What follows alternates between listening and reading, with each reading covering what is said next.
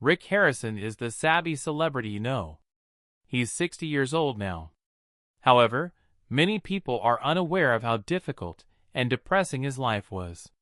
His public persona conceals a tale of profound loss and unanticipated transformations, creating a picture far more nuanced than any reality TV program could ever depict.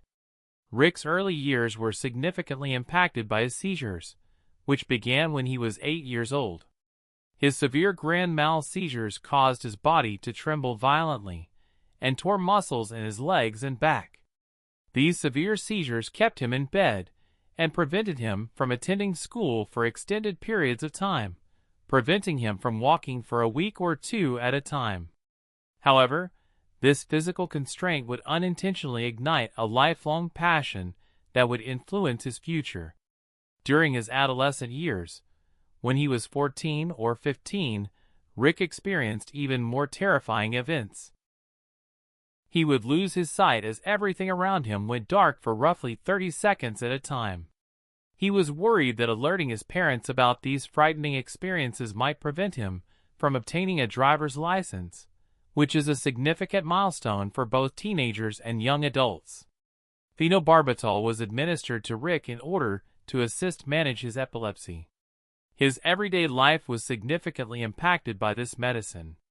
That was his statement until 4 p.m. He felt like a zombie every day. This demonstrates the level of physical and mental hardship he experienced as a child. According to Rick, around half of the children with seizures stop having them by the time they are 18. Fortunately, around that age, his seizures ended. He served on the board of directors of the Epilepsy Foundation for a considerable amount of time as a result of his experiences. Rick spent a lot of time in bed due to his seizures. During those days, his mother would bring him books from the library. This simple gesture led him to become completely in love with reading. By the time he was 10, he was certain that books were superior to television, since they had more engaging content and richer plots. He learned a lot from his early habit of reading a lot of books, which also turned out to be crucial to his success in business later on.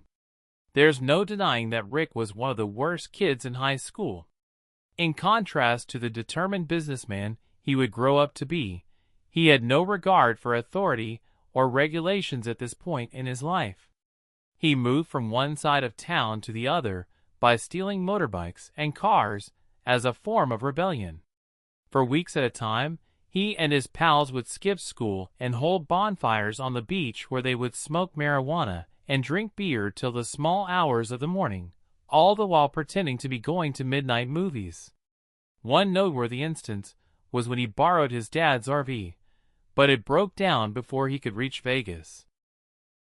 When he was just 14 years old, his parents sent him to a drug recovery center.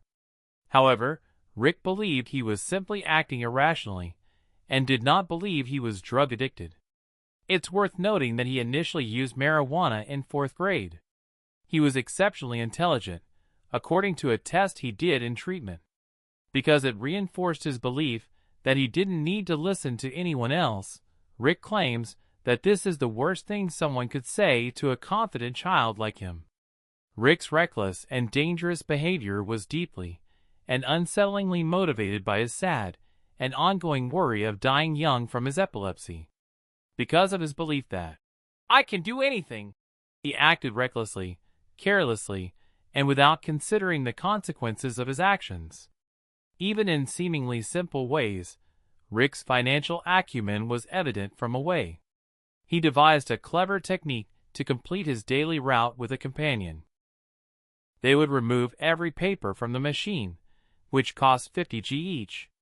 When individuals came in and noticed that the machine was empty, they would then sell the additional papers to earn more money.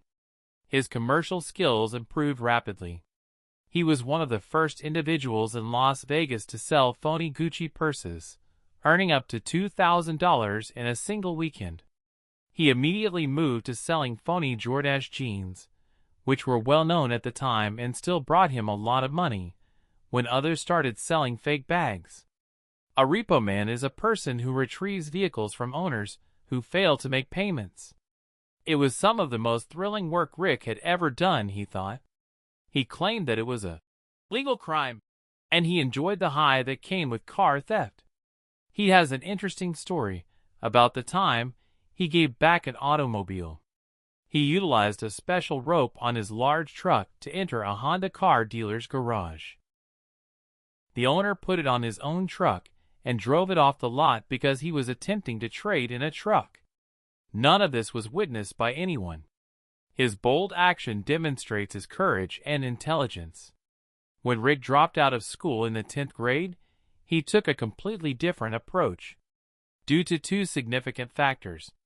He was already profiting greatly from the sale of counterfeit items. First, he frequently went to the hospital due to seizures. He would inevitably flunk since he missed too much school. He believed that he would earn more money than those who continued their education, since he was confident in himself. He also believed that he would learn everything he needed to know if he read a lot of books. Rick worked for a boss part-time solely as a. We're still talking about this, so thank God for people like Jonathan Lamb who have the courage to speak up and don't just agree or beg the question. One thing is certain, though, we can't remain silent when powerful people lie about things that are important to us: honesty, the name of Jesus, and ethics. Ephesians 5 verse 11 says, "Don't take part in the useless works of darkness. Instead, call them out." So I have to work with the people in front of me, the information I have, and the experience I have. Yes, but trust is what it all boils down to. Rachel said something nasty about you, Susie, the other day. Well, Susie wants to say something, and she trusts you more than anyone else at this table. I don't care. The best thing about my age is that I don't care. Well, I think my life is pretty good. You can either believe what I say and trust my experience. I won't market myself, and I won't fight back, but I will say that this isn't the first or 31st time I've done this. We both know that talking to Lisa could have slowed things down by 6 months, but would that have been a bad thing when we're all asking questions? Okay, I understand. But everyone is worried about adult children getting married again after a death. I'm telling you that I give you grace for it, but I've been through worse things than you, so I know what you're going through. But we need to consider this. I'm not going to talk to Lisa. I'm not going to defend the fact that I didn't talk to Lisa. All right, but what I mean is, would it be the worst thing if it slowed down for 6 months, if all of these people's children were questioning the marriage? Your fear is different. No, it won't alter the Bible texts. It won't make a difference. No, but again, what if there was a chance that Lisa might return? Christ. No, I'm not kidding. If you two could get back, wouldn't that be the best thing that could happen? For a month, I was employed as a busboy at the Stardust, a well-known hotel that resembled the one in the film Casino. Because he refused to clear tables for a maid who failed to tip him, he lost his job. He became even more autonomous as a result of this little incident, which also demonstrated his dislike of bad things. Rick placed much importance on even his less-than-stellar early jobs. The awful things he did taught him how to be a good businessman. He developed his ability to think fast, negotiate, and estimate risks. Rick is grateful to. Many referred to his father as the old man, since he instilled in him the value of hard work. His father was a wonderful man who hardly ever missed work due to illness. Even after just 4 days off, he returned to work. When Rick was 12 years old, his first job was working in construction alongside his father. He earned a meager $1 every day, $50 per hour. He put a lot of effort into cleaning and disassembling everything. By the age of 13, he was already working with electricity and installing roofs on homes. His father forced him to install the roof of a fully garaged apartment by himself when he was 13 years old. He has vivid memories of it. Rick made a negative remark about his father when he was 16. This was a significant occasion. His father immediately struck him in the face, saying, "Old enough to talk to me like a man, old enough to get your behind beat like a man." Rick interpreted this as a reminder that words are crucial in life. Rick enjoyed working with his dad at the pawn store every day, despite the challenges. He believed it to be. He and his best friend are working together. According to Rick, his mother worked all the damn time, and he assisted her in organizing swap meetings when he was younger. However, he does admit that he and his mother don't get along and that their connection is not as close. Nevertheless, he tells her that he loves her and recalls how hard she worked to care for him when he was a kid and his frequent hospital stays. They have fought in public, and she even filed a lawsuit against him. Even if their relationship is difficult, Rick adds, "I'm going to try," indicating that he genuinely wants to mend it. Sherry Joanne Harrison, Rick's sister, has low dopamine from birth. Her birth came at a very steep cost. This is a major factor in why Rick's father continued to serve in the Navy after Rick had epilepsy. He was worried about the future medical expenses of treating Rick. It was tragic when Rick's sister passed away when he was just 2 years old. His family must have been devastated by this loss, even though he doesn't recall it. Rick's life took an unexpected turn when his first girlfriend became pregnant. He was just 16 at the time, but he later changed his age to 17. She suffered a tremendous loss after marriage. She became pregnant again shortly after the birth of their son Corey, which was a very early loss. Rick had 2 small children and was only 20 years old at the time. Rick claims that having children marked a sea change in his life, forcing him to put in more effort and quit being a fool. It was a significant and immediate shift in his life's course. In the end, his first marriage ended. His ex-girlfriend did something a few months later that permanently altered their lives. She never returned after leaving with him and the children. After this, Rick was left to raise his small children alone. Raising children alone was incredibly difficult for him. However, he put in a lot of effort and applied the "figure it out" mentality that he had picked up from his own father. He put forth more effort and did all a father does to care for his children.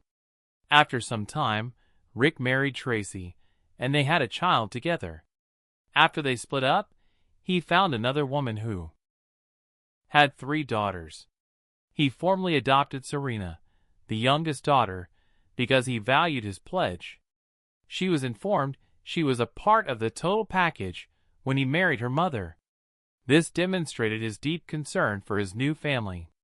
Rick became the father of 3 in-laws after having 3 boys at birth.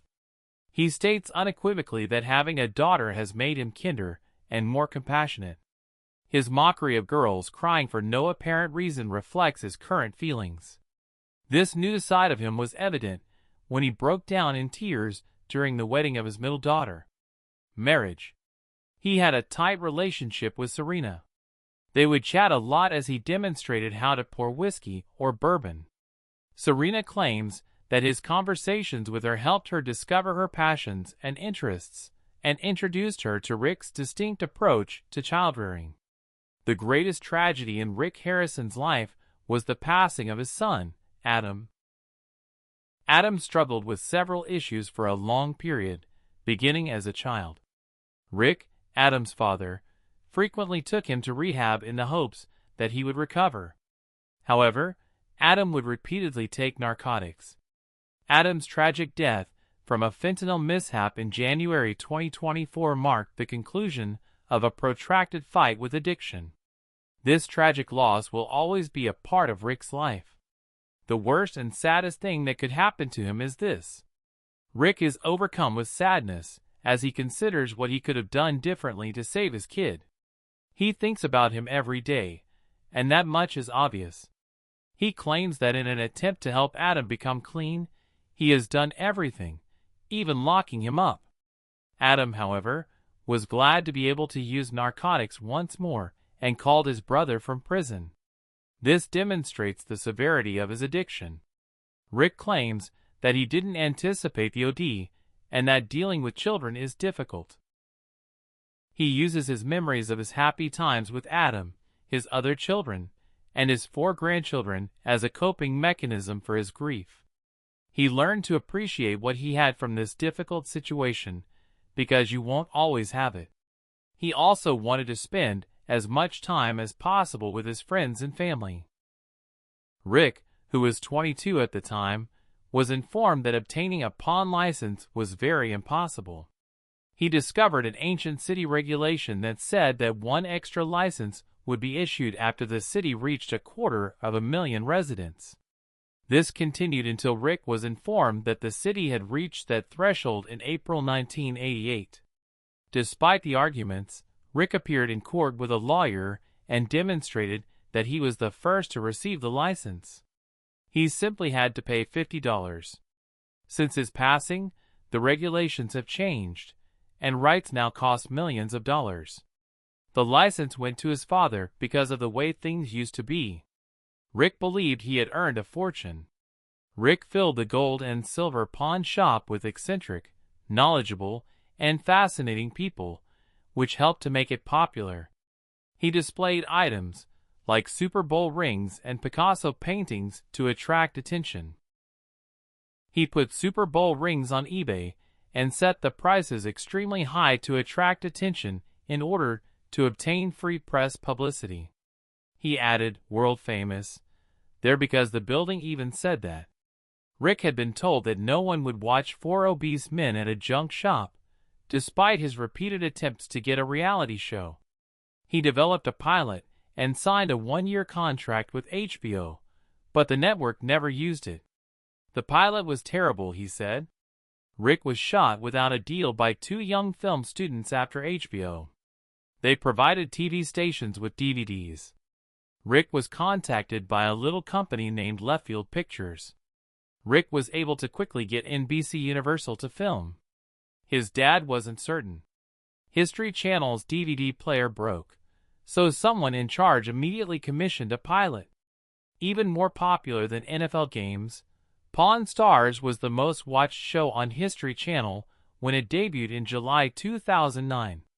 One show was attended by 7 individuals. It was viewed by 7 million people.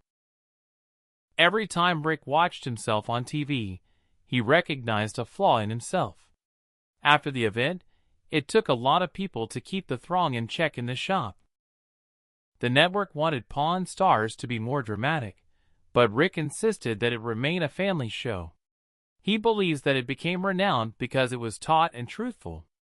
In early 2025, after more than 700 episodes, Pawn Stars was put on pause and is no longer available on the History Channel. For Rick, this is a fresh opportunity.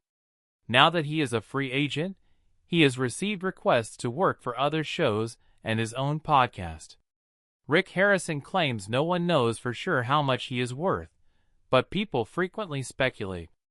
Pawn Stars' compensation, reruns, international shows, and merchandise sales are his sources of income. Tourists contribute a portion of his gold and silver pawn shop's annual revenue. About 1/3 of it is owned by Rick. In addition, he is compensated to publish books, speak at events, and make investments in digital currency and technology. He has a restaurant, bar, and rental business in addition to selling jewelry, coins, and artwork.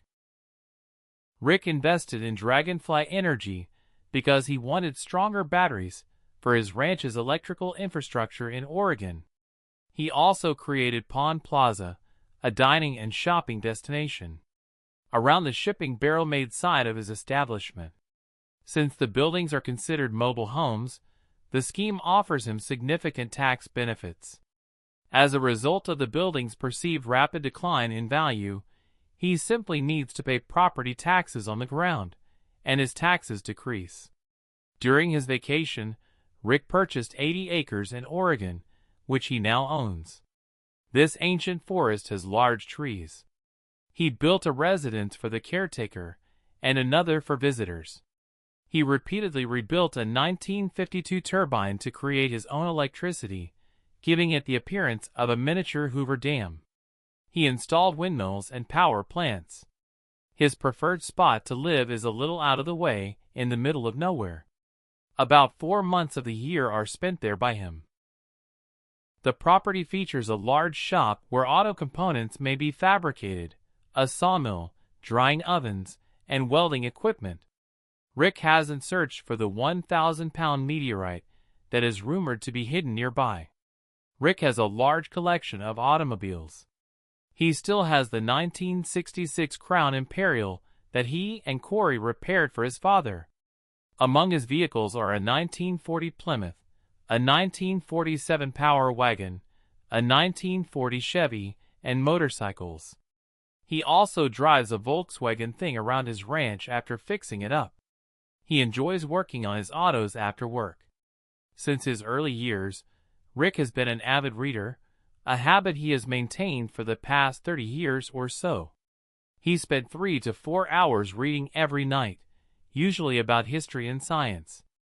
On Amazon, he frequently searches for history of anything to locate odd books. He studied history of batteries twice to learn about his power source. He will pay as much as $100,000 on a rare book. His collection includes a first printing by John Locke as well as really old volumes from the 1400s. Rick has ties to Donald Trump and other prominent leaders. Trump claims to be a bright man with an excellent memory. He shares a fascinating story of how he got confused with the Secret Service at a party, and Trump contacted him to apologize. This revealed another aspect of Trump. Upon being asked if he would run for governor, he responded, "Give it a few years, I might." Doing good deeds for others brings him joy, and he believes he can leave the world in a better state. Rick just proposed to a 4th woman after being married 3 times already. A prenuptial agreement, a formal instrument that discusses finances in the event of a divorce, is something he has never signed. He claims that since he is content, money is not the most important thing to him. He claims that he attempts to avoid getting into arguments in his day-to-day activities. He advises people to avoid unhappy people, since he believes that happiness is relatively easy to achieve. Numerous celebrities have visited the store. To just a couple, Rick's friend Ronnie Montrose is an excellent guitarist. Steve Carell and Bret Michaels are also excellent performers. Dave Chappelle occasionally shops there without anyone noticing. It was common for a really rich individual to visit and purchase jewelry for the people he was seeing.